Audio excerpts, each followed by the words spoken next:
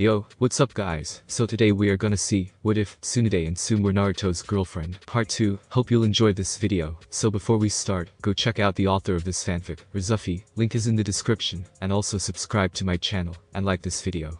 Naruto. Minato was drawn from his thoughts at Kushina's words. Blinking a single time, he tilted his head towards her direction. Ha, Naruto. The redeed repeated once again, as she slowly tilted her head down towards her stomach. She gingerly stroked her stomach in small circles, a faraway look in her eyes. Our baby's name is going to be Naruto. Naruto Uzumaki. That name was so familiar to Minato. Hadn't there been a relatively interesting story involving that same name? The horny-ass teacher was the inspiration for his name. Kushina snorted helpfully, unknowingly providing Minato with the answer he was seeking. That damn book of his, she trailed off with a smile. The one time he chooses to not write shitty smut, and he creates a masterpiece. Her lavender orbs travel towards her husband, as a beautiful smile slowly takes shape. My little maelstrom is gonna kick so much ass. The blonde cage can't help but laugh at his wife's words, and in doing so, elicits her wrath. Despite the metal pan that was currently indenting itself upon his head, Minato couldn't help but smile. Naruto Uzumaki, my son. Minato's eyes slowly flutter open, easily adjusting to the darkness in his office. He glanced towards the clock that ticked quietly upon his desk, and decided to ignore the fact that it was 2:16 a.m. His office was slowly becoming his bedroom at this point. He had awoken plenty of times at this very desk, and if he was being honest, it was better than sleeping in that large cold bed at home. It was a temporary thing because eventually he was going to have to face his demons. But for now, he would continue stalling, acting as if everything was fine. That breakdown was coming soon, and it was going to be a vicious one. Or perhaps it had never come at all. What if, and this thought had crossed his mind at least 37 times, what if he was just incapable of mourning for Kushina? Not for a lack of trying, of course. But what if, in the odd and irrational case, that Minato was truly incapable of grasping grief due to his ability to avoid and negate his emotions? A sociopath in him, yes, sociopath, because he was absolutely positive that he was one, continued to whisper at him. The words he spoke were cold and calculating, and held little sympathy for his plight. Death is expected. Nothing lasts forever. Suffering builds character. Harping on the past stalls the future. Minato could see the rationale behind these words.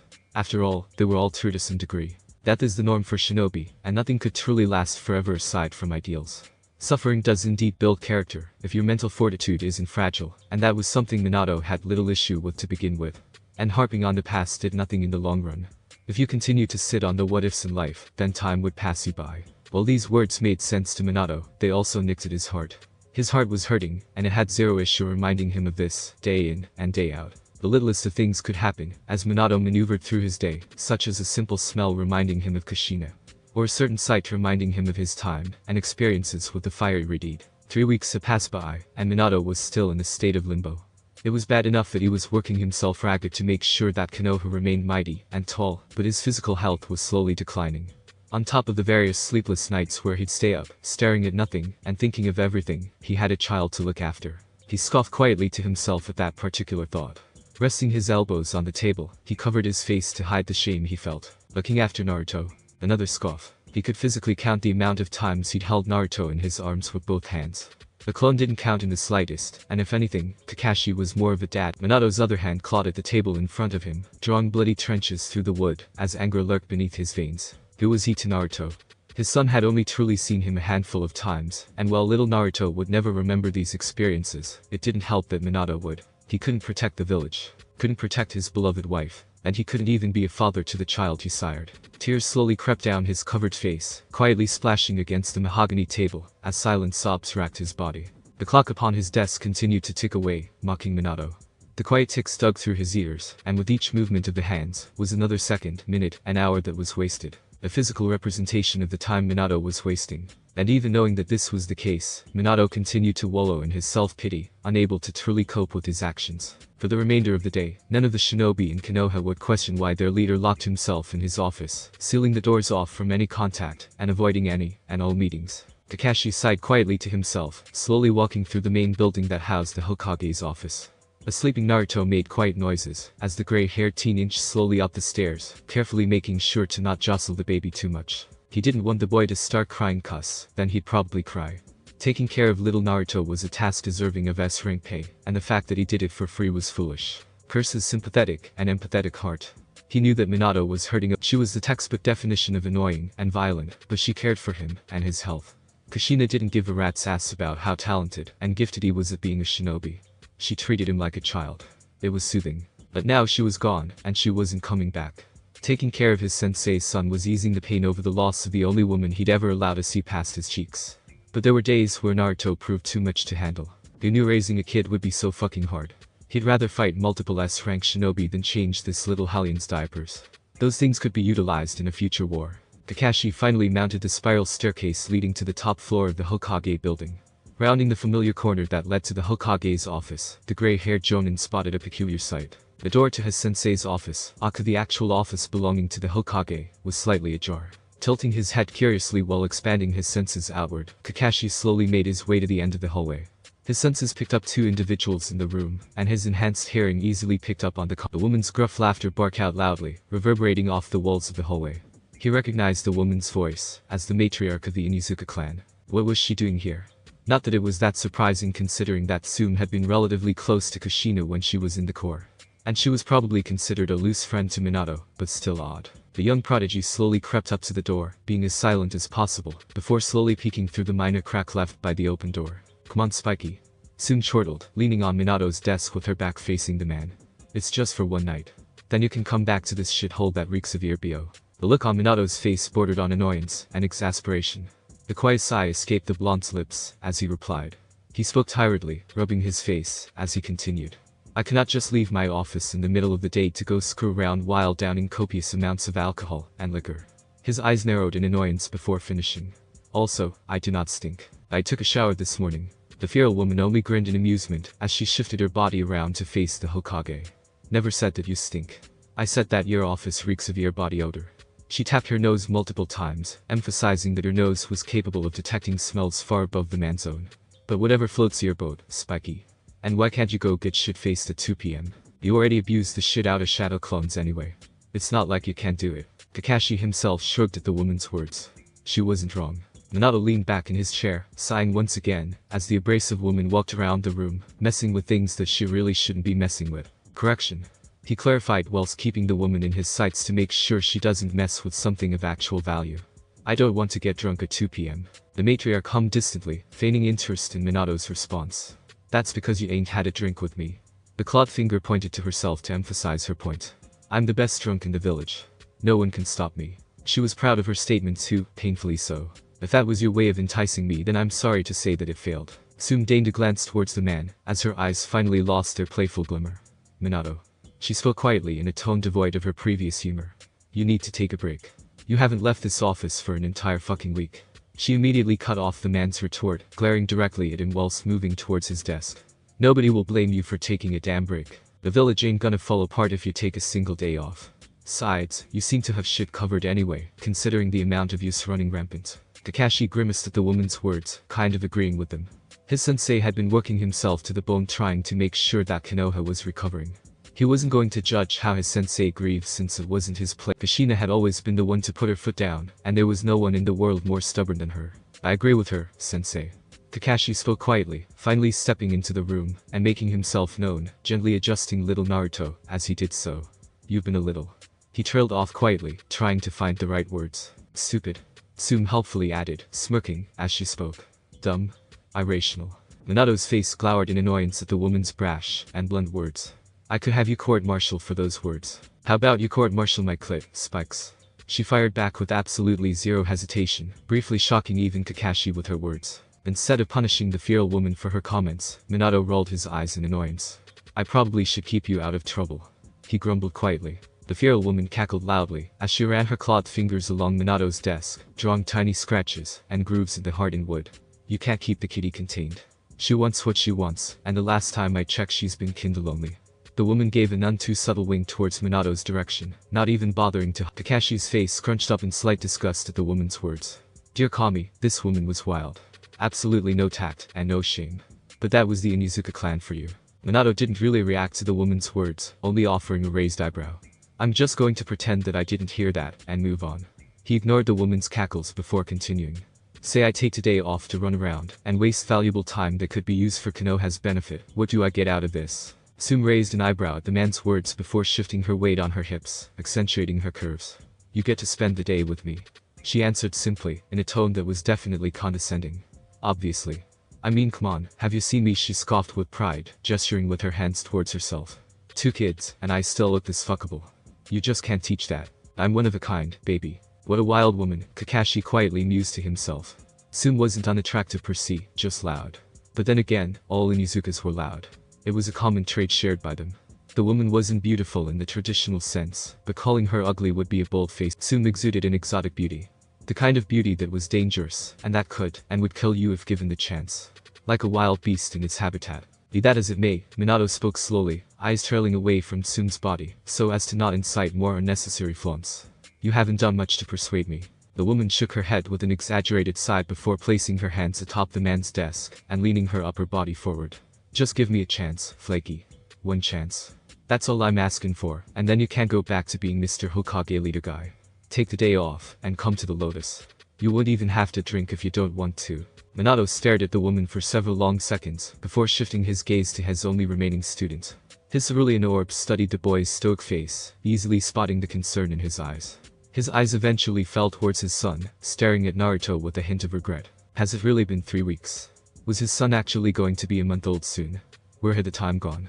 Why couldn't he just slow down? He knew why. Sighing once again, Minato returned his gaze to the feral woman. Fine, I'll take a break. He ignored the woman's triumphant expression. The teen blinked in surprise at his sensei's words. Sensei. Minato stood to his feet before gliding over to his son and student. Without pause he ruffled Kakashi's hair and smiled at the boy's annoyed grimace. He gently took little Naruto into his arms before continuing. Because I've saddled an unnecessary responsibility on you due to my negligent self-care.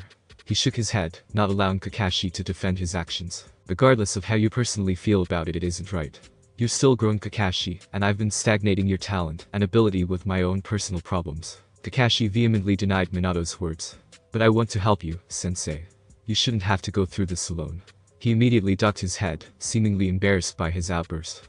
I lost Kushina that day too. This is how I can repay her for all she's done for me.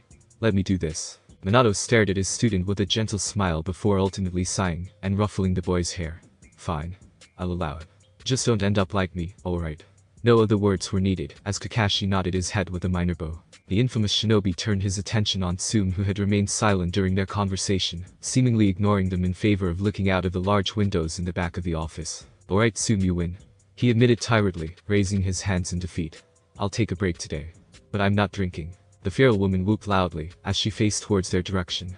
That's what I fucking thought. An ear-piercing cry struck the room, as Naruto was awoken from his slumber, causing the 3 shinobi to immediately cringe at the sheer volume. My bad.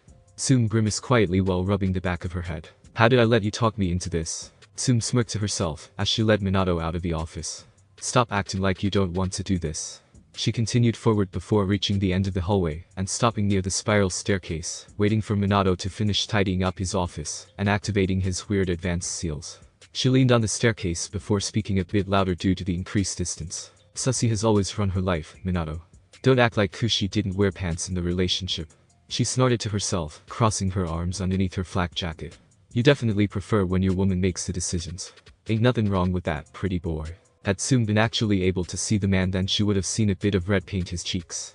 There was nothing wrong with liking headstrong women. The two continued to idly chatter with one another, trading barbs or in Tsume's case, teasing the ever-living shit out of Minato, while he grumbled under his breath, occasionally trying to mount his own comebacks, only to suffer double the teasing for it. A tired sigh escaped Minato, as he stepped up towards Tsume, motioning down the stairs.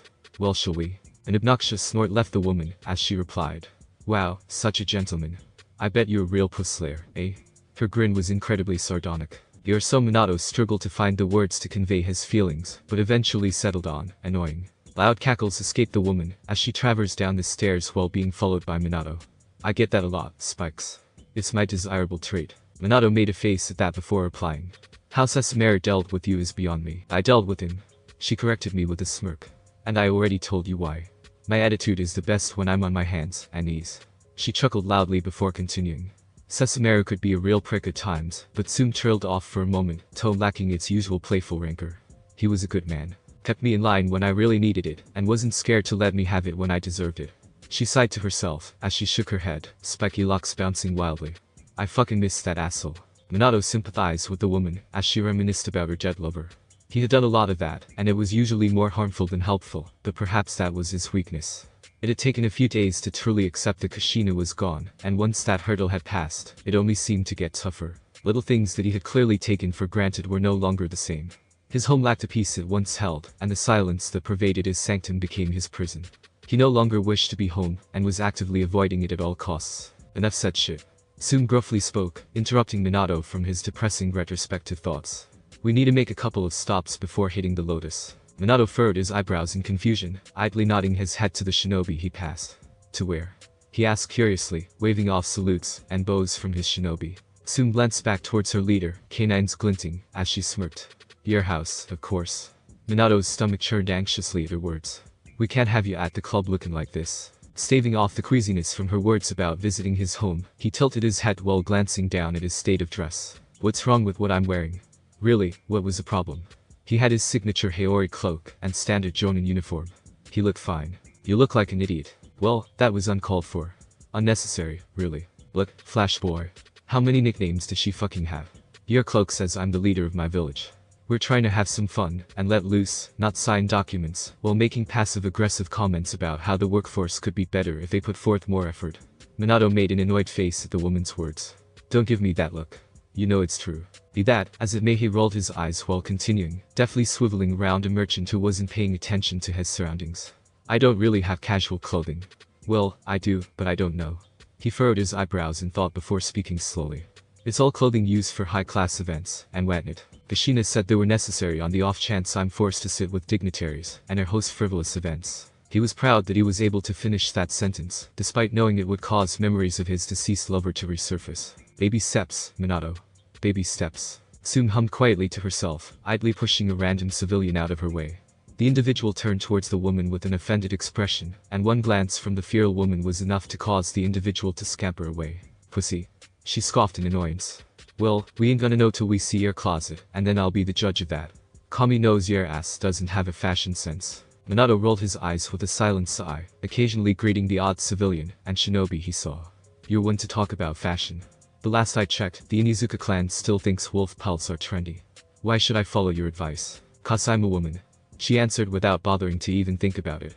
Women are always right. Well, correct, she was also wrong. That wasn't fair. Minato sighed quietly to himself, subjecting himself to Tsume's whims, knowing that fighting back was completely useless. Women like Tsume were incapable of being swayed, and he didn't fancy his chances of doing so.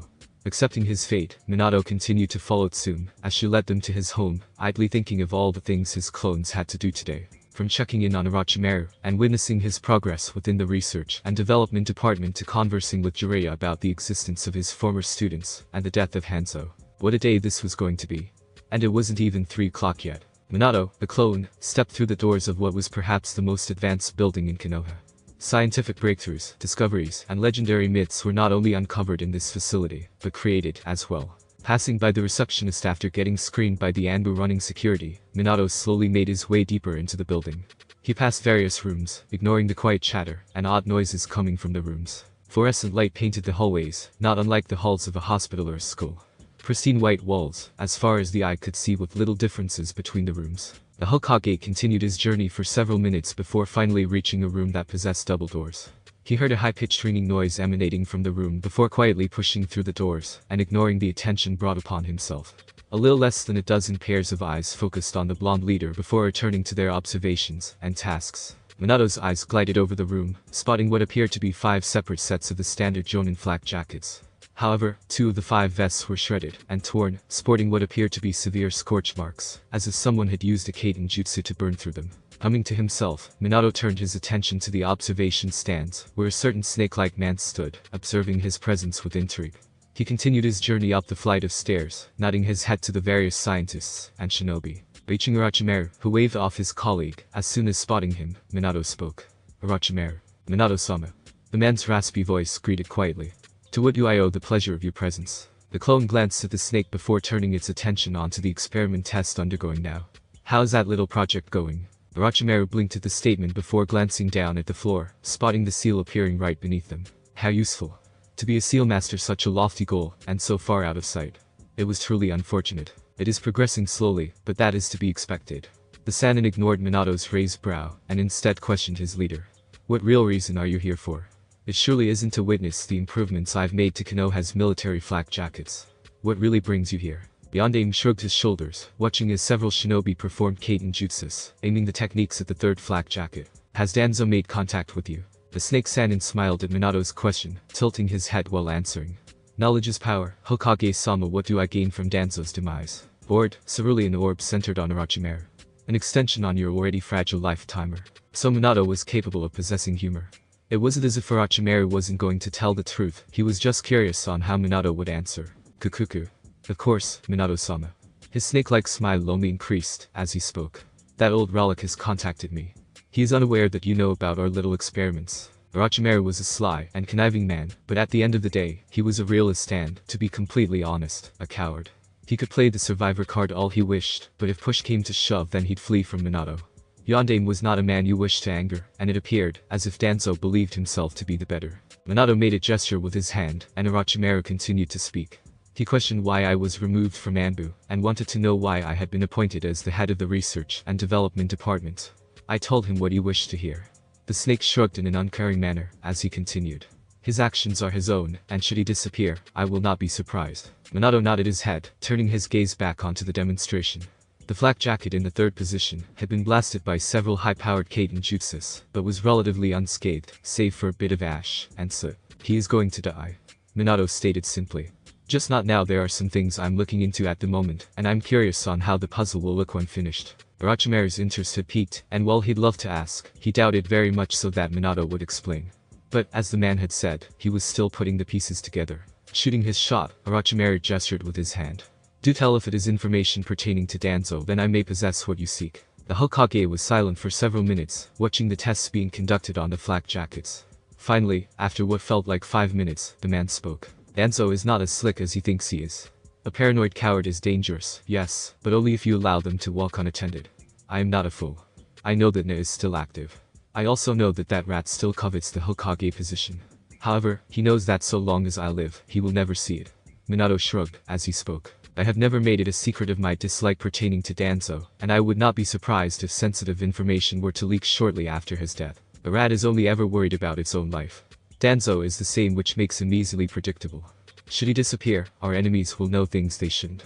Not enough that would cause harm to the village, but enough to strategize and plan. Minato tilted his head while crossing his arms against his chest and leaning against a random desk. Danzo is a stupid man. For an individual with so much love and fanaticism for something, he sure does make stupid decisions. Hiruzen should have killed him 30 years ago, and now it falls to me to deal with him. Glancing at Orochimaru, his attention had yet to be swayed. Minato gestured with his arm. Does the name Nagato ring any bells with you? Orochimaru made a face at the name while narrowing his eyes. If only briefly. I remember Danzo saying the name a little over 2 years ago. It had something to do with the Megagure. He didn't say much pertaining to it when I questioned him, but our partnership consisted of few words. The snake raised an eyebrow while gesturing with his hand. Why do you ask? Does it have anything to do with the question you asked me a little over a week ago? Minato only nodded his head, not bothering to speak any more on that particular discovery. With this information, I suspect that Danzo is running on borrowed time, yes? Orochimaru proposed with a sly smile. Minato glanced at the snake before closing his eyes. If you receive any useful information, then be sure to inform me of it. I thought you knew everything that happened at all times. The snake quipped with a smile. Minato ignored his words and made to leave. Before being able to, Orochimaru spoke once more. I am not sure how useful it is, but there are 2 Uchiha that have managed to gain the attention of Danzo. Orochimaru paused for a moment, weighing the pros and cons of providing this information. Danzo was able to recruit them, but I'm sure that Fugaku steered them to do so. I believe Fugaku is making a move with those 2 children. Whispers on the horizon are saying that they'll even surpass Kakashi, which is no small feat. Minato had heard of 2 distinct Uchihas currently making a name for themselves. They were incredibly gifted for their ages, with one of them being prospected for the Anbu Corps before even enrolling into the academy. An Itachi and Shisui Uchiha, if Minato remembered correctly. I was not aware that Itachi had been drafted already. Minato's voice was calm, dangerously so. The snake chose his words wisely.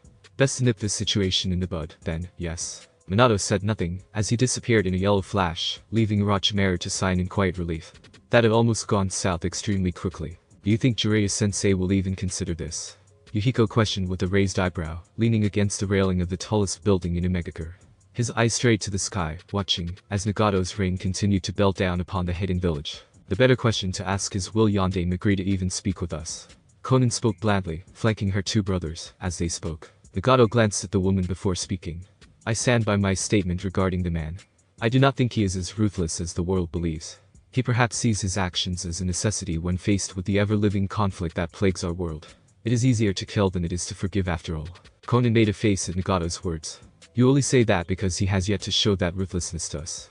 He is a walking army destroyer, capable of being wherever he wishes without so much as a single thought. Yahiko sighed quietly as he continued to watch the rain fall. If we always worry about the what-ifs, then we'll never make progress in our world. If you do not give individuals who possess power a reason to seek you out, then you don't need to worry about them coming for you. And what of Nagato and his Rinnegan? The lavender-haired woman questioned sternly.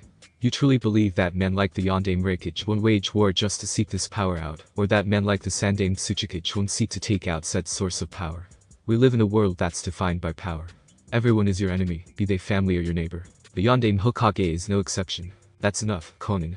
Yahiko commanded calmly, finally looking away from the downpour of rain. We cannot move forward if we continue to hide away, always thinking of the negatives. Yes, the world is plagued with men like the paranoid Inoki, the power-hungry A, and the ruthless Minato. However, if we refuse to extend an olive branch, then we will die, as failures. We cannot have peace if we tuck our tails away. I do not wish to participate in battles that stain our lands with blood, but I refuse to stay hidden, cowering like that little boy I used to be. If we don't push for changes, then changes never happen. His brown eyes pierced through his siblings, as he continued.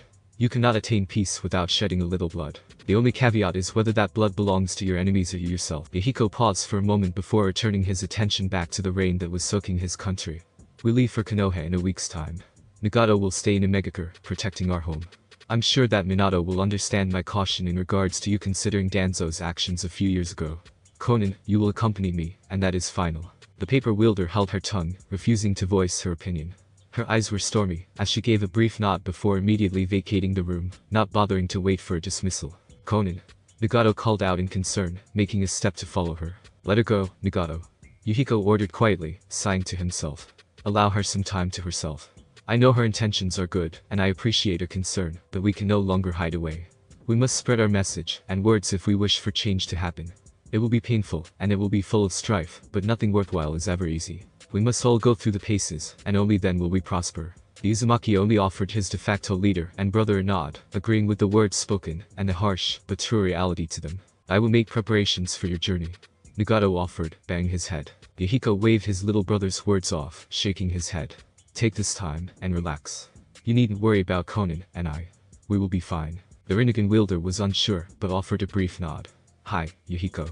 He left shortly afterwards, leaving the Akatsuki leader to himself. Minato's clone flashed beside Jiraiya, cerulean eyes glancing about their location. An annoyed twitch of the brow was Minato's only reaction. Perverse giggling escaped Jiraiya, as he scribbled in his notepad. What a pair of Suzume. A glorious chest fit for a goddess.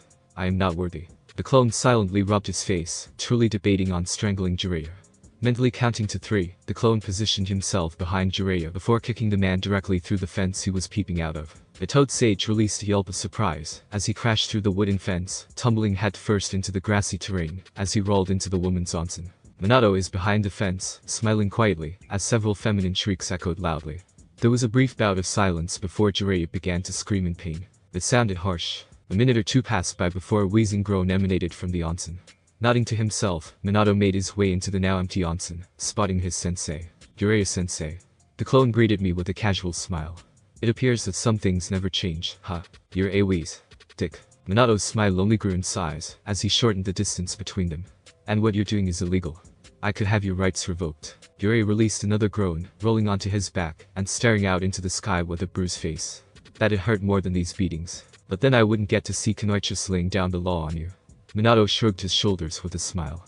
There's something about watching an old pervert get beat up that puts a smile on my face. You're a cruel one, kid. What did I do to deserve this? It'd honestly be harder to state the things you didn't do. Minato took a seat next to his teacher, as he continued. We need to talk. Jiraiya furrowed his eyebrows at Minato's serious expression. He slowly rose from his prone position, painfully wheezing, as he did. What's up, kid? His students from Imegakure started slowly. I encountered them in Imegakure. More specifically, Konan and Nagato. He turned his gaze on his sensei, as he spoke. I can only assume that Nagato took out Hanzo. Whatever happened to cause this is mute, it doesn't matter. What matters is that Hanzo no longer holds power, and if word spreads about that, then one could assume that Inoki wouldn't hesitate to make a play for the country. Jiraiya was silent, as he took in this information. He had truly thought that his former students had perished. It was shocking to hear that they not only lived on, but that Hanzo had been killed by them. This is concerning. Jiraiya spoke quietly. But what do you mean? If word spreads, a megacure is a dead zone. Information is nearly impossible to get. Unless I gleaned some information from a certain snake about Danzo and his potential actions in a megacure. It would not surprise me if Danzo somehow caught wind of a certain Rinnegan-wielding shinobi in a megacure and made a play to eliminate them and capture them. Jiraiya's face hardened as he growled. That fucking tell me we're getting rid of him. Sensei used to always say he was a necessary evil, but there's a fine line between excessive force in war and outright subterfuge of civilizations and civil destabilization. Minato waved off Jiraiya's words. Don't worry about Danzo. I understand how precarious this situation can be. I highly doubt he doesn't possess multiple contingencies in place of his death. Information leaking being one of those, and considering my son is Konoha's new Jinchuriki, he trailed off knowing that Jiraiya would understand what he was getting at. Not only had Konoha been attacked from within, with the Kyuubi wreaking havoc, but they had also lost their Jinchuriki in the process. Kushina had been a deterrent for the other villages because she was powerful without the Bijuu, never needing to resort to using its power. But if their enemies knew that they were bleeding, then they would not hesitate to mount an attack. Minato wished to avoid this at all costs, but if push came to shove, then he'd don his blade like he had done in the Third Shinobi War.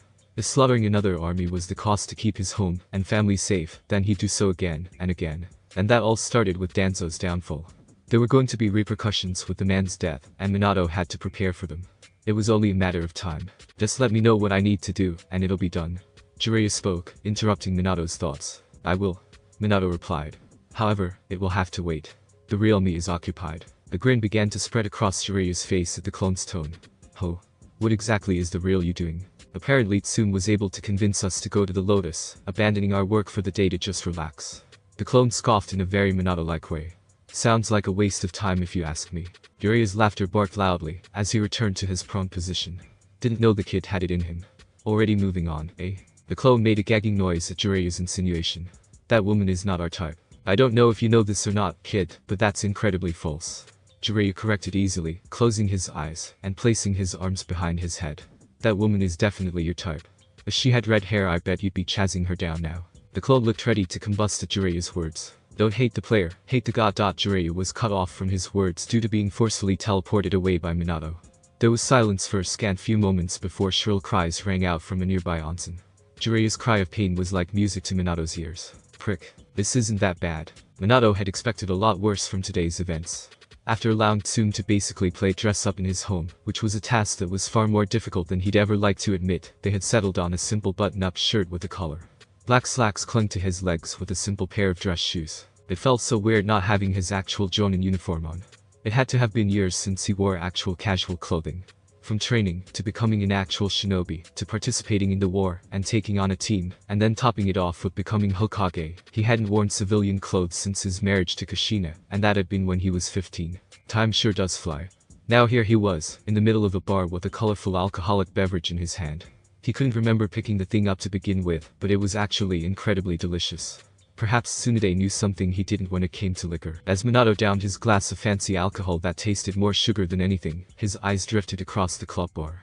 He recognized many of the individuals in this bar, and had since figured out long ago exactly what this establishment was. He wasn't aware that shinobi bars actually existed, but it kind of made sense. The life of a shinobi was vastly different to that of a civilian, and relationships were few and far between them. A shinobi could die at any time, and thus, they married young.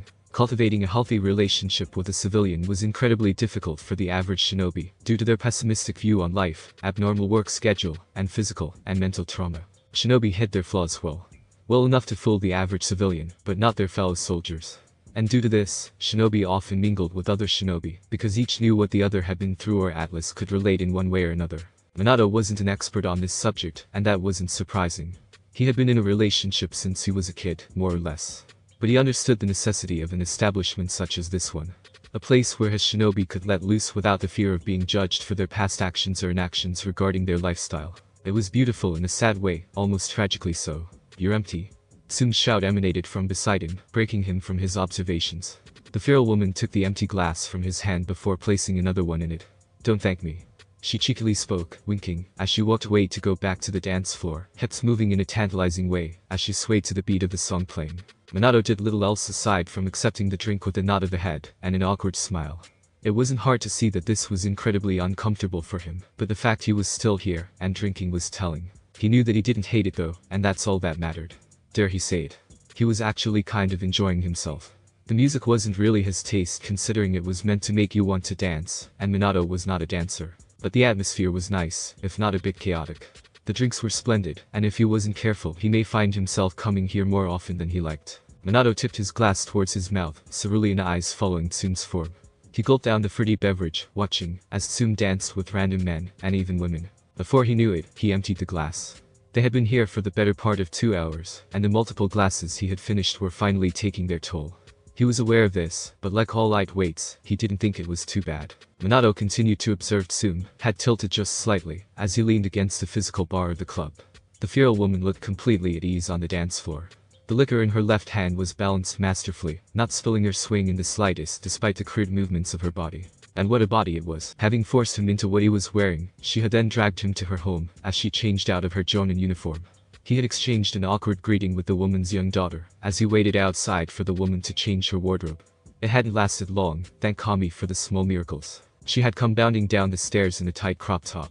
It looked like the shirt had been physically ripped instead of actually tailored, and it wouldn't have surprised him if the woman herself had done so with her claws. The shirt nearly matched her tanned skin, showing off her toned abdomen. It showed a lot of cleavage, but the woman had said that it was normal, and he had ultimately decided to take her word for it. She wore a pair of shorts that were aptly called booty shorts, and Minato had found out exactly why they were called that. It really wasn't hard to deduce when she had turned around. Her cheeks were barely even covered, and the fact that this was considered casual clothing shocked Minato. But damn it if they didn't leave anything to imagination. The woman's thick thighs and curvy legs were a sight to behold for everyone she passed.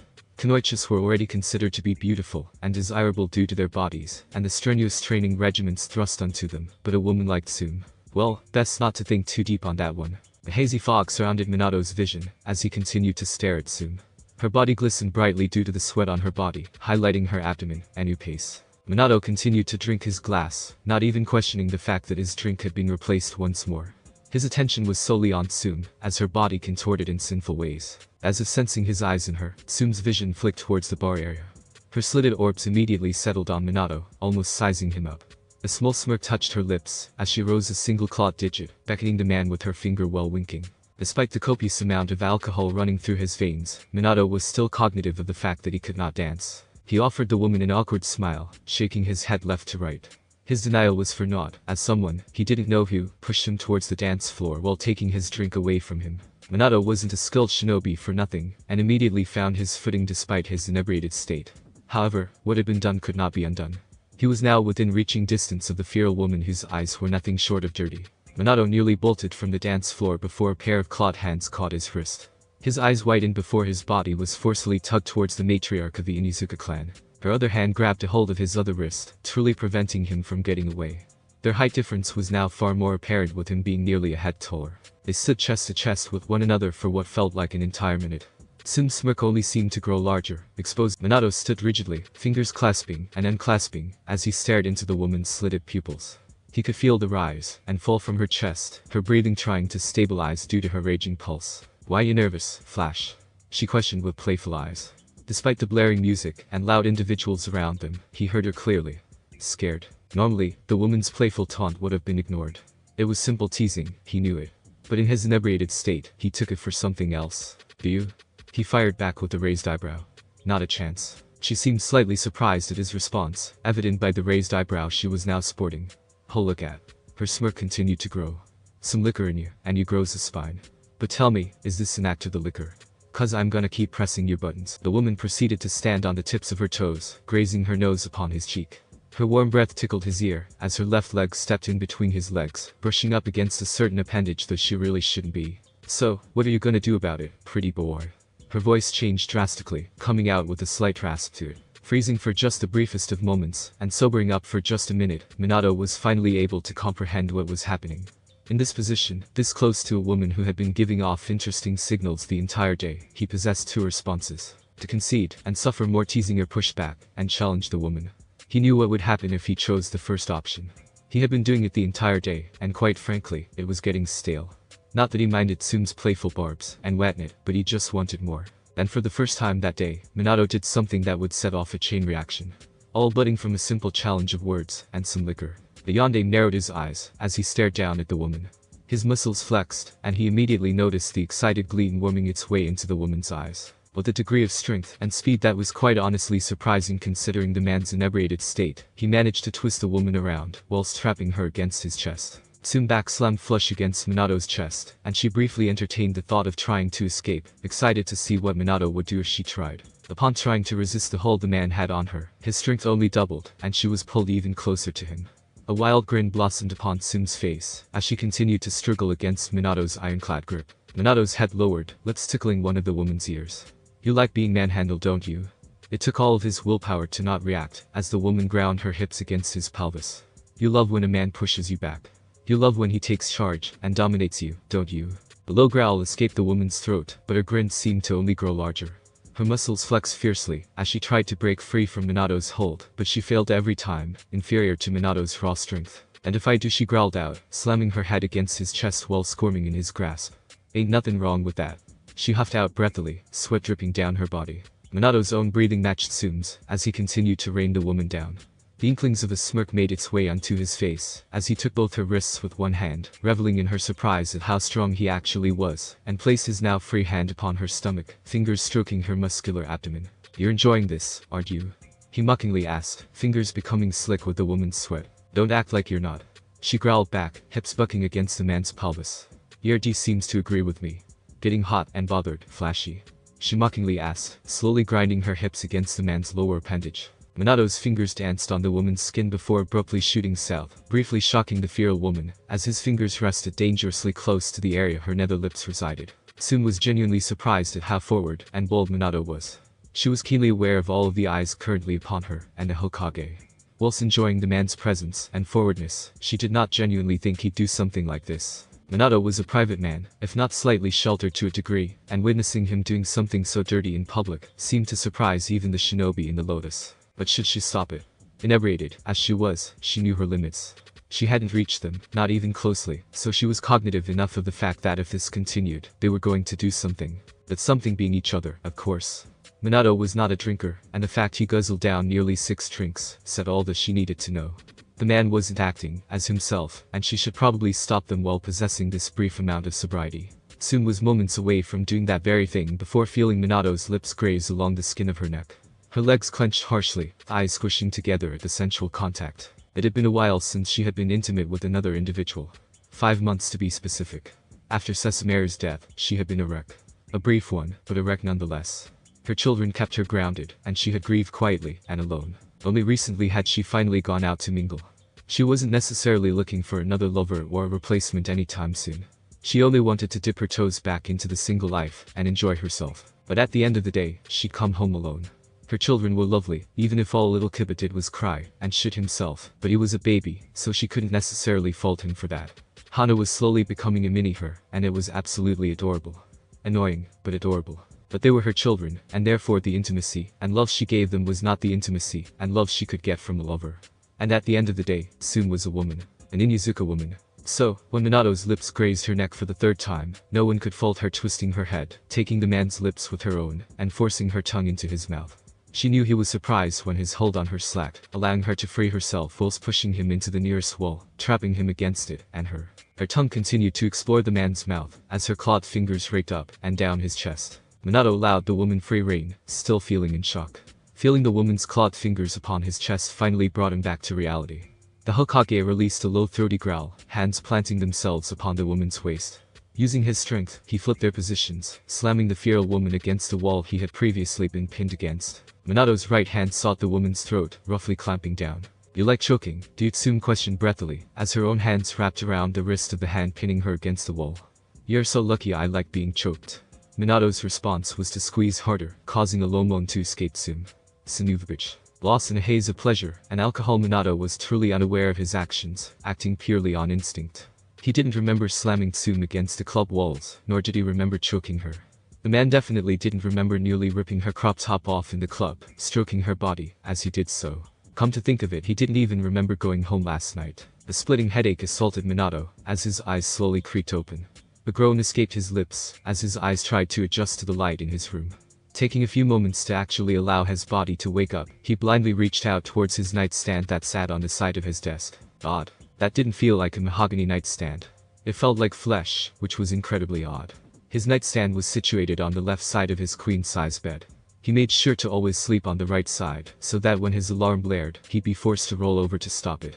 But the fact that he wasn't touching his desk, and was instead touching someone caused his blood to run cold. His headache returned in full force, and he was actually terrified of opening his eyes. Deep breaths, Minato. Deep breaths. Taking a moment to calm himself, Minato slowly opened his eyes. His cerulean orbs adjusted to the light far better than the last time, as he stared at the unfamiliar ceiling of the room he was in. His pulse quickened, as he continued to stare at the ceiling. Minato didn't want to look to his left. Didn't want to acknowledge the truth that started so openly in front of him. He was in a room he didn't recognize, likely in a home that was not his, naked. He had figured that out rather quickly after waking up. The silk sheaths rubbing against his skin was a giveaway, and it didn't raise any red flags because some days Minato slept in his boxers. It wouldn't have been that surprising of him to just drop down naked in his bed after consuming a large amount of alcohol. Minato was now keenly aware of the nightstand he had been touching. Obviously, it wasn't wood nor was it an actual nightstand. It had been flesh. Soft, yet slightly firm with a peculiar hardened tip near the center. Yes, that was Upai. Minato, you're a genius. Anxiety coursed through his veins as he continued to stare at the ceiling. He knew what was happening. He wasn't an idiot.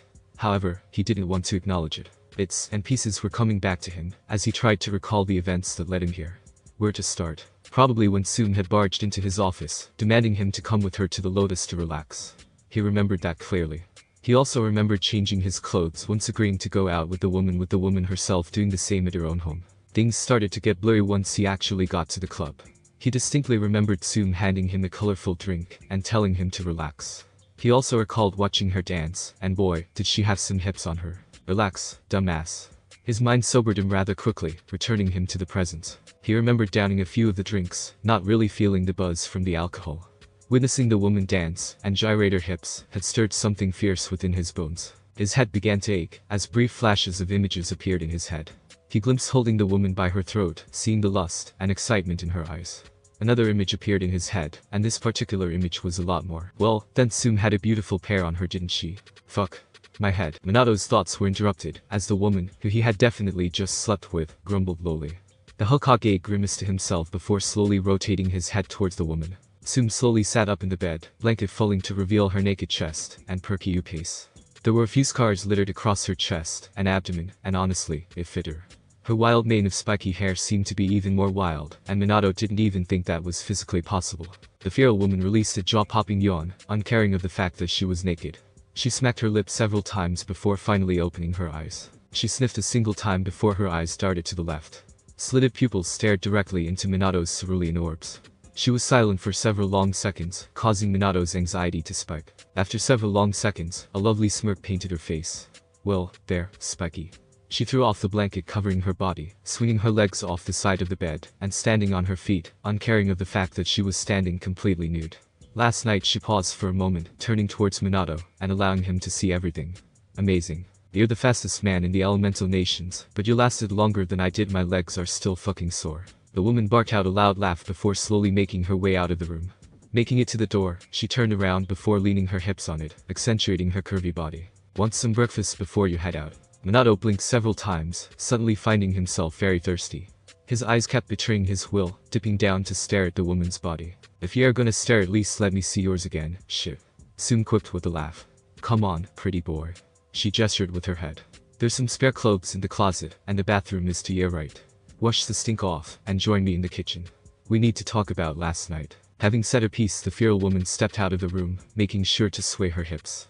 And he had definitely been staring. The Yondaime Hokage sat quietly for a minute or so before finally speaking, summing up the entire situation. Shit. The hot water from the shower trickled down Minato's face, providing a soothing sensation. Mindlessly scrubbing his body clean with the soap in Tsume's shower, he began to recall everything that had happened from last night. Everything. Tsume's naked body, glistening with sweat, as she rode him. Her wild locks of hair bounced, as she rolled her hips. She had been incapable of remaining in one position during their bout, frequently moving, and dragging him along. Minato closed his eyes, leaning his head against the wall of the shower. A stinging sensation emanated from his back due to the hot water. He grit his teeth at the pleasurable pain, weathering it with ease. Drops of pain ran down his chest and stomach, bite marks and scratches painting his toned body. The scalding water atop his wounds were a constant reminder of the pleasure he had shared with Tsume. Her curves, the way her body contorted in ways he didn't think were possible, her screams of ecstasy. Tsume Nizuka was not a quiet woman. That wasn't really a surprise though, to be fair. Though he hoped that the woman's daughter hadn't heard any of what had happened, regardless if she was young enough to not truly understand what was happening. No child needed to hear that. The blonde man released another quiet sigh before turning the water off and stepping out of the shower. His eyes drifted over towards the sink, spotting the spare set of clothes that Tsume had provided for him. A simple kimono with the Inizuka clan insignia stitched on the yupai and on the back, and a simple pair of black pants and sandals. Ignoring just who the clothes belonged to, Minato dressed himself quietly. His fingers idly twirled the sash of the kimono as he pondered whether or not to cover his chest. He glanced upwards, spotting his reflection in the full-body mirror, and sighed quietly. The scratches and bite marks upon his skin were far too noticeable to not cover up. Minato tied the sash around his waist, ignoring how uncomfortable it made his love bites feel, and gathered his belongings. He exited the bathroom, and immediately was assaulted by the aroma of eggs, bacon, and various other foods. He hadn't been showering that long, had he? Glancing at the clock on Tsume's wall caused a small grimace to form on his face. He had been in the shower for nearly an hour. Placing the wet towel in what he assumed to be a laundry basket, Minato idly traversed his way through the home. It was a lot bigger than his own compound home. Kushina had always been a minimalist, and he himself grew up in poverty. The size of the house didn't matter so long as they had one. Tsume's home could fit nearly 3 of his own with little issue. It was odd, but Minato couldn't quite figure out why. Tsume didn't seem like a materialistic woman, nor did any in Yuzuka he personally knew. The clan was loud, aggressive, and brash, but they were also loyal and emphatic. Material items didn't mean much to those who made blood bonds and oaths at birth with partners, whether they became man or human. Was he just psychoanalyzing Tsume at this point? Possibly. Was he distracting himself with these inane thoughts to ignore the pleasurable sex he had last night? Definitely. With each step he took down the stairs was a mounting wave of anxiety and nervousness that burrowed into him. He had done a good enough job of not breaking down and questioning life when he woke up next to the feral woman, but now he had to face the consequence of his actions. He didn't even know where to start. Were he and Tsume a thing now? Was he supposed to court her now? But they had already done the deed, so technically they were a thing now, right? Would she expect a date now? Had they said something last night during their bout that would allude to that? He racked his brain, desperately trying to search for any evidence, but came up with nothing. The only things he remembered from last night were the positions Tsume was in. The feral woman was right about one thing though, she most certainly was better on her hands and knees. Gonna stand there the whole time looking like an asshole, or you gonna come in here and get some food? Tsume's gruff voice questioned from the kitchen. The yondaime grimaced quietly before slowly stepping out of the hallway and into the kitchen. Rounding the corner, he was greeted to the sight of a half-naked Tsume. The feral woman was bareback, hips swaying slowly as she cooked. In one hand was the handle of a skillet, sizzling with bacon and various other meats. On the other hand was a wooden spatula, currently being used as a fake microphone for whatever song the woman was humming to herself. The only article of clothing upon her body was the scanty bra that covered her upes, with one of the straps hanging lazily off her shoulder. It was an odd choice of clothing. Most individuals would have preferred to cover their actual private parts. Instead, Tsume had opted to show both lips, and Minato found himself unable to stop staring at her body. Once again, he felt that familiar veracity surge beneath his skin, and had to take a calming breath to staunch his growing libido. I knew you were an ass guy. A playful snort left Tsume as she continued, pushing against the stove and accentuating her bare ass for Minato. You left a lot of prints there, you know. Surprised you didn't leave bruises for me to remember. Minato inhaled deeply, averting his gaze from the woman and calming his racing pulse. He ignored the woman's quiet snickers as he slowly made his way to the table, sneaking glances at the woman that were most certainly noticed. He hadn't been very subtle after all. How you feelin'? The Inizuka matriarch questioned as she flipped the pieces of meat on the skillet. Minato was silent as his eyes returned to the table. Upon the granite countertop was an immense amount of food, ranging from traditional breakfast cuisine like pancakes, eggs, and oatmeal to something more untraditional, like steak and fried potatoes. He didn't think Tsume would have possessed a skill like this. It seemed a bit excessive. This was a lot of food after all. His stomach rumbled loudly, betraying his will, and resulting in an annoyed expression painting his features. Well, I'm good, I think. He replied awkwardly, idly grabbing a fork and knife. Not to eat or pick at the food, but to keep his hands busy. Not a moment later did the utensils between his fingers begin to spin and furl, showcasing Minato's skills with anything that possessed a sharp edge. Good enough to play with my kitchenware, eh? Tsume playfully teased as she leaned against the stove, watching Minato twirl and flip the utensils in his hands. I paid good money for that knife. You better not drop it. The woman's quip caused a small smile to reach Minato's face. I'll be sure to be very careful with the silverware you paid 2,000 yen for. Tsume's bark of laughter at his response caused his smile to grow larger. Without realizing it, Minato's shoulders began to slack, unwinding, as he turned his attention back to the bountiful feast upon the table. The blonde was silent for a few minutes, idly listening to Tsume's hums, and the occasional scrape of the spatula upon the skillet. Not to pry or wet it, but where are your children? He had stretched his senses throughout the entirety of the house when he was showering, and hadn't felt the signatures from the woman's children. Tsume made a quiet noise, somewhere along the lines of a scoff and a sigh, as she replied. Handed me off to my cousin before we came back here. Normally, a couple of drinks ain't enough to keep me down, but I took a lot more than just drinks last night, didn't I? Her grin was incredibly dirty, and brought back a memory or two from last night. Minato averted his gaze, causing another bark of laughter to escape the feral woman. God damn, you're so easy to fuck with. Picking the skillet up from the stove, Tsume waltzed over towards the table before dumping the meat on an empty plate.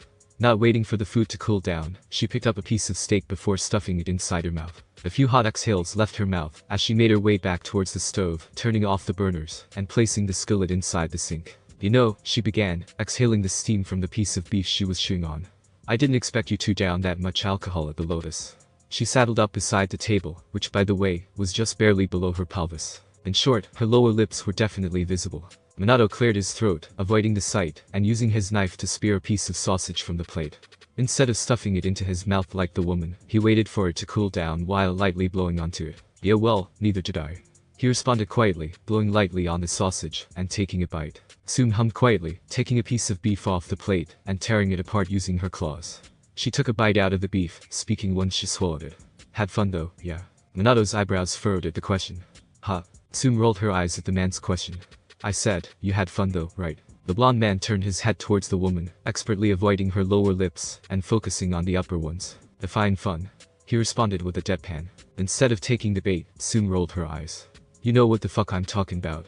Don't act stupid now. Minato narrowed his eyes, but ultimately shrugged his shoulders. His head swiveled back towards the table, as he picked up one of the various plates with food on it. Twirling the knife and fork in his hand, he proceeded to cut into the pancakes. What are we? He instead asked, avoiding the question. Tsume raised an eyebrow at the question, acknowledging Minato's refusal to answer her question. Instead of answering the question immediately, like Minato thought she would, the woman remained silent, pondering the question, and eating the remaining piece of beef in her hands. Minato didn't push, and instead focused on the delicious food in front of him. Every bite served to ease his anxiety, and allow him to remain level-headed. Tsume released a quiet hum before scooting Minato's chair back, and taking a seat upon his lap. Her right arm swung around his back, resting along his shoulder, as she eased herself against his body. Tsume, he exclaimed, surprised at the woman's advancement. The feral woman shifted in the man's lap, gripping his shoulder with the arm she slung around him. Both of her eyes took residency upon his legs, as Minato subconsciously supported her weight. Tsume snorted at the man's reaction, using her left hand to snag a piece of beef off the table. We're whatever you want us to be, Minato. She spoke sincerely, no sign of playful teasing to be found. The yandere furrowed his eyebrows at her words. With a racing heart, he spoke quietly. What do you mean? Tsume hummed quietly, biting into the beef, and swallowing it. You're such a smart man, but you got zero idea what to do or think in this situation, don't cha Speedy. Minato's silence was deafening. She snorted, rolling her eyes, as she did so. You ain't over Kushina. Not by a long shot. She spoke, ignoring how tense Minato became. You're still mourning. Ain't nothing wrong with that. Doesn't bother me. Picking a fork up from the table, she stabbed a piece of Minato's pancakes, took a bite, and swallowed it. She continued. However, you've been a one-woman man your whole life. You don't have a single clue what to do next. Shit Minato, I bet you were thinking of absurd shit like moving in, and helping with the kids or something. No, he wasn't. Okay, maybe a little. The feral woman cackled at the speedster's expression, chewing on some more pancakes. Listen to Minato, and I want you to really listen to me when I speak. She placed the silverware down before turning her head to stare directly at Minato. Any signs of playfulness disappeared as she spoke. You, and I have no issues with it. Hell, you're a good guy. Strong, smart, kinda handsome, I guess. The sly smirk on her face made Minato roll his eyes, though it wasn't taken to heart. But right now, a relationship ain't healthy for you, and it sure as hell ain't gonna fix your problems. It'll only complicate shit. Minato made to speak, but was prevented from doing so due to Tsume's finger covering his lips. And before you ask, yes, I'd love to actually get to know you, and try to see if this could work. But it ain't happen until you're done mourning, Minato. She took her finger off his lips before shifting her position, and taking more of Minato's food off his plate. Silence filled the kitchen after Tsume's words, save for the occasional scraping of the woman's fork on Minato's plate. Throughout it all, the yandere was quiet, processing what had been said to him. He wasn't upset with the woman's words. If anything, he felt relieved at them. Tsume was right, he wasn't over Kushina, and likely wouldn't be anytime soon. It was an odd feeling. He was also slightly disappointed, to some degree. It nearly left a dirty taste in his mouth. On one hand, it felt like he had betrayed his deceased wife with last night's activity. On the other hand, he felt slightly better. He couldn't really explain it. That persistent voice in the back of his head was silent, as Tsume idly moved and squirmed upon his lap, eating and picking at various foods. Was he still sad? To some degree. Had he dreamt of Kushina last night? No, hadn't. Was he finally healing? Possibly, though he had yet to actually tackle the true issue with Kushina's death. But everyone mourns differently, right? Yeah, they did. A small tentative smile breached Minato's features as he leaned against a chair. The remaining tenseness in his body evaporated as he leaned his head back, finally relaxing his body for what felt like the first time in nearly 3 weeks. He didn't offer a single reply to Tsume, believing it to be unnecessary.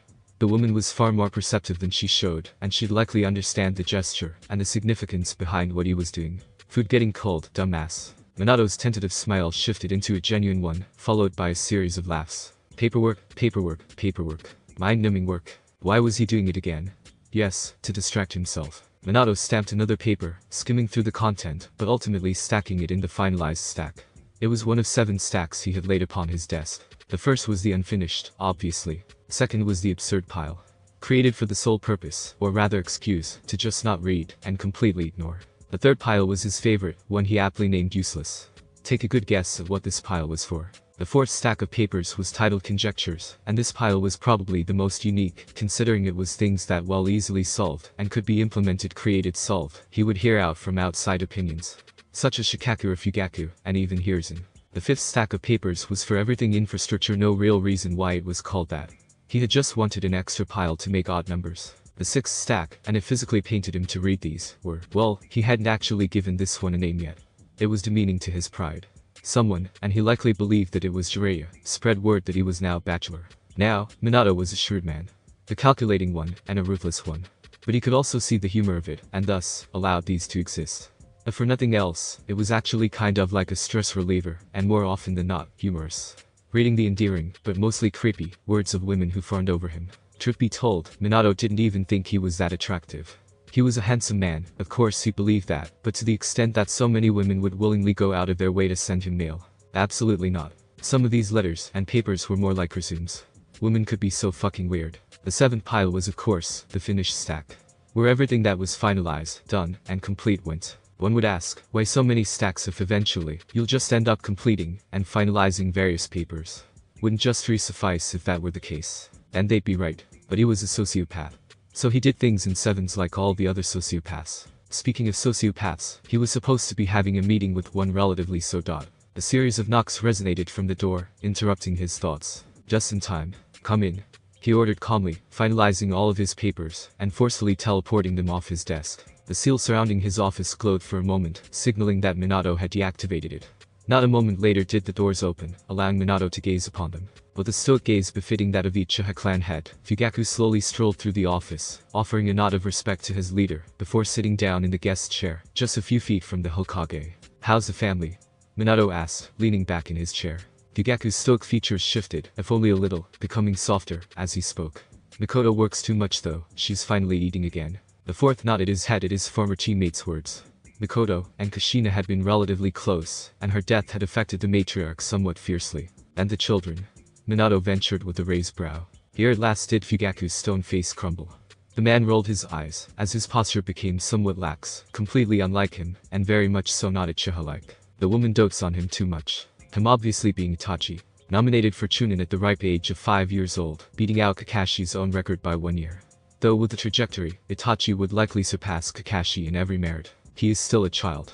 Minato countered with a shrug, leaning back in his chair, and reclining it. He's seen war already.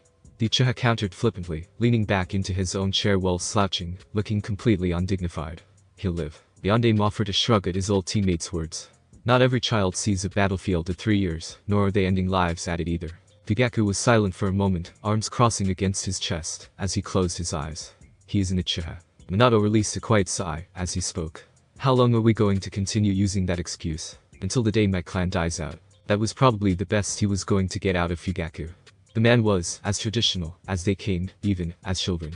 It was a wonder that Mikoto had proposed first. Even more so that Fugaku allowed it to even happen. Though the man was completely smitten with Mikoto, he just never showed it. Something about pride and image. How very it should have him. Dropping the subject, Minato motioned with his left hand. How have those documents been faring to you, and yours? Fugaku scoffed, as he leaned back in the chair, placing a foot atop the Hokage desk to balance himself from flipping the chair. If you're asking me, it was damn overdue. Careful, Minato warned with a smirk. Treason talk is met with deadly force. Fugaku released another scoff, as he closed his eyes, responding instantly. If you wanted me dead, I'd be dead. Don't be an ass, Minato. A chuckle left Yondaime, as he replied. Threatening people isn't even fun anymore. You all just accept your fate. At least let me have my fun. I would quite literally die before allowing you a one-up over me. And that goes double for your happiness. Minato clutched his chest dramatically. Even my best friend wounds me so. My wife just died, and you even stabbed me. My life is cruel. Fugaku peeked an eye open, staring at Minato for just a moment before shaking his head. Word on the street is you already found a replacement. Want to tell me what the hell you all were doing in the Lotus? The sound of Minato crashing into the ground reached Fugaku's ears, causing a hearty laugh to escape the Uchiha. Not a second later did the clan head find himself also crashing onto the wooden floor. You fell first anyway. It's the small victories that truly count, Minato. The Uchiha spoke from his floor position, not bothering to be embarrassed even more at the hands of his old rival. Minato's face scrunched in annoyance. How much do you know? Fugaku, still not moving from his position on the floor, scoffed loudly. It'd be better if you asked me what I didn't know. Those mutts are practically yelling it across the village. They say Tsume couldn't keep her howls down. The Yondaime groaned loudly, as he rubbed his face flaming in embarrassment. He slowly stood to his feet, fixing his chair, as he did. Please, just lie to me. For once in your life, just lie. I wouldn't even be offended. Fugaku finally deigned to correct his position on the floor. He flickered to his feet, reminiscent of that of a certain Shunshin prodigy, and placed his chair upright. Taking his seat once again, he spoke with a flat expression. No can do, Hokage-sama. I'm a shinobi, and a man of my word. Minato's eye twitched. What a cheeky bastard. Shinobi lie all the time. Fugaku shrugged his shoulders with a small smile, amusement painting his face. Yes, but I do enjoy watching you squirm. It is amazing seeing you finally struggle with something. Aren't you anal? How did you walk into this situation so unprepared? Minato's dry expression only made Fugaku chuckle more. I was drugged. He lied smoothly. The Uchiha made in sound. So you did down 7 glasses, huh? The Yondaime sniffed indignantly. 6 actually. 7 too many, you mean? Fugaku corrected. Well, Minato wasn't going to argue with that logic. Don't use that word. Fugaku raised an eyebrow. Which, ass. There was silence for a few moments. Oh, does Tsume enjoy that, as well? I'm not entirely surprised. An Uchiha-like smirk painted the man's face. You sly dog. That was a terrible fucking pun. He should have been the fucking face. Minato took a deep breath. And then another. I'll let that one slide. Only because you saved me when we were genin. Uchiha turned his nose up at the statement. So very it should have him to do so. Rolling his eyes, Minato finally decided to tackle the real issue. Tell me, why Itachi and Shisui? His posture changed swiftly with Fugaku's also shifting. Do you not realize how precarious the situation already is? Fugaku's jaw set as he replied. Shisui was purposely chosen purely for reconnaissance and extermination. The man leaned forward as he spoke. Itachi is a countermeasure in case the plan deviates out of Shisui's control. Minato's eyes hardened as he laced his fingers together, placing his elbows on the table and staring directly into Fugaku's eyes. Shisui is a Konoha shinobi. Therefore he works under my jurisdiction. I wouldn't have questioned the decision if it was only Itachi. Fugaku shook his head as he replied, understanding what Minato was conveying. Itachi does not possess the ability that Shisui does. Minato's eyes narrowed as he tilted his head. Explain. Word of mouth stated that Itachi was on track to surpass even Shisui. Fugaku was silent for a moment, eyes straying to the floor, as he pondered his words carefully. Speaking slowly, he explained. Shisui's Manjikyu ability it is a mind-controlling genjutsu, one that installs fake memories and experiences into the user. Minato's eyes widened at Fugaku's words. Are you out of your mind? Fugaku Yondaime slammed his desk with his fist, as he spoke. We don't have to risk such a valuable asset for something that can be solved with a blade. Fugaku countered immediately. We are trying to avoid the blade, Minato. He stressed harshly, as he continued. Say we do spear Danzo. What are the consequences? We know what the rat is capable of. I am doing this to prevent these circumstances from even happening in the first place. Minato rubbed his face tiredly, as he replied. I have several contingencies in place, Fugaku. You're not omniscient, Minato. You cannot do everything yourself. Fugaku fired back instantly. Something is inevitably going to get by you. If we possess the resources, why are we not using them? Minato understood what Fugaku was conveying, and a part of him actually agreed.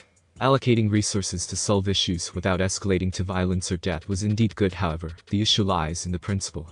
Minato took a deep breath, calming himself down. Taking a moment to massage the bridge of his nose, he spoke slowly. I can acknowledge, comprehend, and even accept the why and how. However, why would you not bring this to my attention first? Fugaku raised an eyebrow. Oh, I apologize. Let's see. He proceeded to grip his chin with his right hand, faking a thinking pose. Hey Hokage-sama, I know your wife just died, and that your child is going to grow up without the love of a mother, and that he's a Jinchuriki. I also know you're incredibly swamped with work, sending hundreds of clones out into the village, to make sure everything is going smoothly after an attack from an unknown Uchiha member, with the ability to control the Kyuubi. I see you're also incredibly busy stamping out thousands of documents and reports, while simultaneously providing counterintelligence, so that the other major villages don't try to take advantage of our bleeding country. But you know that R&D and Danzo, the psychopathic fanatic who kidnaps and brainwashes children, he's more than likely plotting your death and providing our enemies with vital information that could lead to our destruction, and eliminating him would only expedite that process. Fugaku's expression became flat as he stared into Minato's eyes. Your plate seemed a bit busy, Minato. Minato sighed quietly as he glanced down at his desk. I'm Hokage Fugaku. It's my job. We were blood brothers before the title, and that foolish Shiori isn't going to change it anytime soon. Uchiha responds firmly. Let me and my own handle the situation. Shisui and Itachi can't fail. Minato remained silent for several minutes following Fugaku's words. His eyes were closed the entire time, analytical mind racing through hundreds, if not thousands, of various scenarios pertaining to the situation at hand. After nearly 10 minutes of silence, Minato finally stirred from his mindscape. Opening his eyes, he released a quiet sigh before reaching under his desk and pulling out a piece of paper. He opened a random drawer of his desk, pulling out a small vial of ink and a brush. Without speaking, he proceeded to inscribe kanji after kanji on the paper, creating an advanced seal that Fugaku couldn't hope to understand. A few more minutes passed by before Minato put his ink and brushed it away. He inspected the seal, double, and even triple checking it, before turning it towards Fugaku, and sliding it his way. That seal, the yondaime spoke, nicking his thumb, and allowing his blood to trickle onto it. Activated. Fugaku glanced down at the advanced seal, picking it up, and glancing at Minato. It's a blood seal. He stated more so than questioned. It's a blood seal. Minato mimicked with the roll of the eyes. Good job, seal master. Now, activate it. Fugaku grunted in annoyance before placing his hand atop the seal, and flaring his chakra. There was a brief poof of smoke followed by nothing. Before his very eyes, the piece of paper began to burn away, disintegrating, and turning to ash. The Uchiha clan had furrowed his eyebrows before raising a questioning gaze to the Hokage. A precaution, Minato stated mysteriously. Fugaku's eyes narrowed for a moment as he tilted his head. Something didn't feel right. It felt like a few minutes had passed by without him noticing. A precaution for what? Uchiha asked curiously. A precaution for what indeed? Minato countered easily, leaning back in his chair. I hate when you do that. Minato's annoying chuckle grated on Fugaku's nerves. Tsume hummed quietly to herself, eyes glancing towards Kiba's sleeping form, as she pushed her buggy up and down the aisles of the grocery store. She had to stock up on some groceries due to the feast that she had shared with Minato in the morning. The man had managed to polish off most of the food she had made, complimenting her cooking skills, as he did. Flattery had gotten him nowhere, though he claimed it to be genuine. Tsume knew she was a decent cook. She had been doing it all her life. But for Minato to say it was one of the best he's ever had, she didn't buy it for a second. He was bullshitting her. Mommy? The feral woman stood on the tips of her toes to gaze at her daughter who was seated in the buggy. What you want, Hana? She asked gruffly. The 6-year-old toyed with one of the packages of meat in the buggy before speaking. Is that guy with the spiky hair my new daddy? Tsume blinked at her daughter's question, slightly taken aback by it. How did Hana know? She was certain that she had washed Minato's scent off. Technically he's my daddy, she quipped with a grin, ignoring the various civilians who made faces due to her answer. Hana tilted her head as she placed the package back into the cart. We're sharing a daddy. How's that working? Tsume released a gruff laugh as her clawed fingers ran along several items in the shelves. She passed by a few items before snagging several ingredients from the shelf. It doesn't work. Incest isn't allowed in the Inuzuka clan. What if I want incest? Hana questioned with innocent eyes. Then I'll knock you out. Tsume warned without looking away from the shelves of food. Hana made a face at her mother's words, crossing her arms against her chest. That isn't fair. How come you get a new daddy, but I don't? Tsume's grin grew larger at her daughter's words. Tough luck, you little shit. Life ain't fair. Let your mom be happy for once. Hana rolled her eyes as she picked up a can, trying, and failing, to read the bigger words on the label. Auntie says you were really happy last night. She said you were howling like Kurumere. Tsume side-eyed her child as she threw a few more items in the buggy. Sounds like Auntie wants her ass beat. Can I beat her ass? Hana questioned with a smile, bouncing up and down in excitement. When you get older. Tsume promised with a smile. Yes. The little Inizuka pounded her fist in excitement. Tsume was silent for a few moments as she pushed a buggy of groceries. His name is Minato, Hana. She idly informed me, sliding the buggy next to the frozen foods and picking up a few more pounds of meat and placing them in the buggy. The matriarch proceeded to lean over the buggy, looking down on her daughter who raised her gaze with curious eyes. Minato Namikaze, she affirmed. Little Hana furrowed her eyebrows at the name. That name sounds family, she stuttered several times, struggling to find the correct word. Familiar. Tsume made it with a soft smile. Yeah, that. Hana exclaimed with a clap. Famil. Tsume clasped her hands together, hips gently swing, as she spoke. Minato is the Hokage. He's kinda like my boss. When you're older, he'll probably be your boss too. Hana's eyes widened with all the childlike wonder a kid could possess. Whoa. He's the leader, he must be really strong. How when I met him, he seemed pretty weak though, she trailed off quietly, stroking her chin. Tsume barked out a genuine laugh, as she caressed her daughter's face. I thought the same thing, baby girl. He seemed like a pussy at first glance, but man, he's got a mean right hook. Hana tilted her head with furrowed brows. Do you like him? Tsume's laughs died down at her daughter's question. She glanced towards the girl, nothing but curiosity in those brown eyes of hers. Pursing her lips for a moment, Tsume pondered the question. Yeah, I do like him. She finally answered with a smile, stroking her daughter's cheeks and causing the girl to giggle. Hana smiled at her mother before replying. I like him too. For some reason, a weight lifted off Tsume's shoulders. One that she hadn't known was there in the first place. Who would have thought? She really did like Minato. He was strong, kind, and an absolute monster in the bed. Those three qualities were all Tsume really needed in life. Of course, her daughter's acceptance was one of them, but Minato was good around kids. The handful of times he was with Naruto, it was like looking at a different person. Though, she was sure that the guild aided him every day. He likely didn't believe he was a good father due to his job. So long as he tried, then it didn't really matter at the end of the day, right? You only have a limited time in this world anyway. It's best to make the most of it. The issue Minato possessed was that he was incapable of living in the present. It was always go with Minato. He was a meticulous man that planned every single little thing in his life. She wouldn't be surprised if he possessed a ritualesque schedule that he followed every single day. The man likely had several screws loose. But who didn't? They were shinobi. It was impossible to do what they did for a living and remain sane. The woman nodded her head before glancing towards her daughter once again. Wanna go see your new daddy? She proposed with a small grin. Hana's gaze snapped towards her mother. Really, can we? Tsume smirked with a nod. Yep. After we're done here and get the groceries back, how about we take a trip to the Hokage's office, eh? Yeah? Hana cheered loudly, punching her fist in excitement. Minato needed to learn how to live in the present. Tsume would gladly help with that. Thanks for watching my video, and make sure to check out the author of this fanfic. Link is in the description. See you next time. Till then, sayonara.